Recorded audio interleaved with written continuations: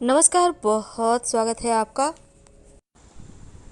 पौधों को घर में लगाना हर किसी को पसंद है, चाहे वो फूलों के हो या फिर वो कोई सजावटी पौधा हो। तो शास्त्र में कुछ ऐसे पौधे के बारे में बताया गया है जो घर के लिए बहुत शुभ होते हैं, लेकिन कुछ पौधे हैं जिनसे बच के रहना चाहिए, क्योंकि ये पौधे अपने साथ नकारात्मक ऊर्जा को लाते हैं, जीवन में मुश्किलें बढ़ा देते हैं। आप लाख प्रयास कर लो, आप ना प्रसन्न रह पाओगे, न धन से बचा पाओगे और ना आपका स्वास्थ्य अच्छा रहेगा। इसलिए ये जानना आवश्यक है।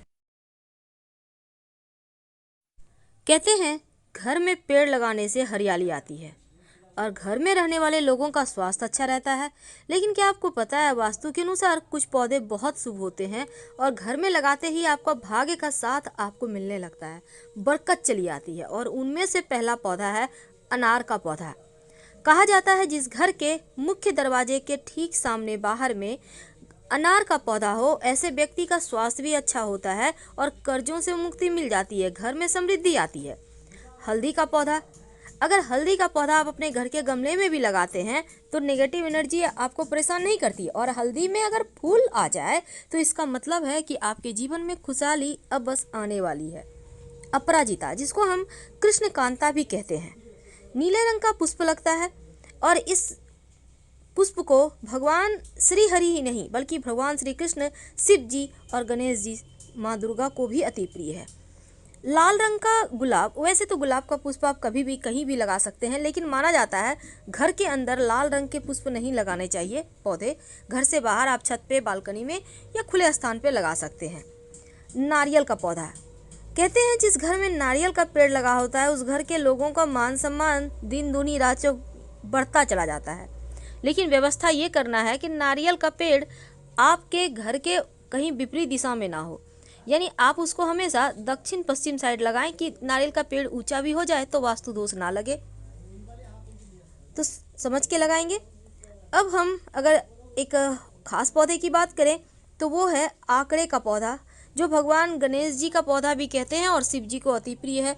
इस पौधे को अपने घर से मुख्य दरवाजे के बाहर दाहिने तरफ आप लगा सकते हैं। घर में सुख समृद्धि बढ़ेगी और लोगों की बुरी नजर भी आप लोगों पर नहीं पड़ेगी। तुलसी का पौधा, जिसको हम माँ लक्ष्मी का स्वरूप मानते हैं, हर किसी के घर आंगन में है। कहते हैं घर पर मुसीबत आती है तो पहले तुलसी चाहती है।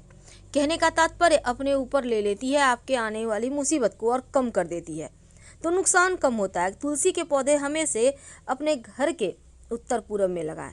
नीम का पौधा। वैसे तो आपको पता है कि घर के आसपास आम का पेड़ होना अच्छा नहीं माना जाता, बच्चों पर बुरा असर पड़ता है, और आप नीम का पौधा लगाते हैं तो अच्छा है। साथ ही अगर आंवले की पौधे की बात करें तो ये भी अच्छा माना जाता है। आंवले का पौधा घर में अपने छत पे भी लगा सकते हैं, बीमारियां परेशान नहीं करती। गेंदे का पुष्प बृहस्पति को मजबूत करता है। आपके घर में अगर गेंदे का पुष्प है तो गुरु भी बेहतर होगा और वैवाहिक जीवन भी बेहतर होगा आपका। इस बात को हमेशा याद रखिए। अशोक का पौधा।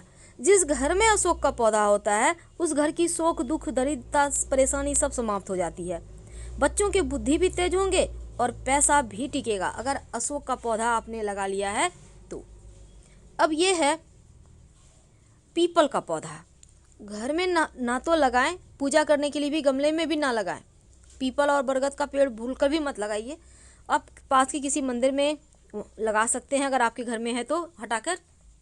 अमरूद का पौधा, इसको भी घर में मत लगाइएगा। फलदार पौधे ना तो घर में लगाना चाहिए और ना ही फलदार पौधे का पेड़ का जो लकड़ी होता है उसका यूज करना चाहिए फर्नीचर में, वरना संतान तरक्की नहीं करेगी। और कैक्टस तो भूल कर भी ना लगाएं, जीवन में सिर्फ मुश्किलें ही बढ़ाएगा और कुछ नहीं, क्योंकि कैक्टस अपने साथ सिर्फ मुश्किलें लाता है, परेशानियाँ लाता है। अब ये जैसे कि बरगद का पौधा, पीपल का पौधा, ये सब तो भूल कर भी नहीं लगाना। अब बोनसाई का पौधा। बोनसाई का मतलब ही होता है उसको बौना कर देना, इसके बढ़ने की गति को कम कर देना। तो ऐसे पौधे मत लाइए, घर के लोगों के प्रगति में, तरक्की में रुकावट आएगी। और इसके साथ ही इमली का पौधा घर में मत लगाइए, और घर के आसपास भी है तो उसको हटाने का व्यवस्था करवाइए, क्योंकि इमली के पेड़ पर बुरी आत्माओं का वास होता है, इसलिए इस बात का ध्यान रखिए। अब ये है, इसको कहते हैं मेहंदी का पौधा। क्या आपको पता है मेहंदी का पौधा भी अच्छा नहीं माना जाता, वास्तु के अनुसार ये अशुभ है। इसके पत्ते भले ही आप मेहंदी पीस कर लगाया जाता है, लेकिन इसको घर में मत लगाइए। अब जैसे कई बार होता है आपके घर में पुष्प आए हैं, फूल आपने रखे हैं फूलदान में, उठाकर साइड पड़ा हुआ है सूखा हुआ फूल, बुके है पड़ा हुआ है, उसको पड़ा हुआ मत रहने दें, उसको तुरंत घर से बाहर निकालें, क्योंकि ये घर की नकारात्मकता को बढ़ा देता है। कपास का पौधा, कहते हैं इस घर जिस भी घर में या घर के आसपास होता है वहाँ अशुभता ज़्यादा होती है, निगेटिविटी ज़्यादा होती है, परेशानियाँ ज़्यादा होती है।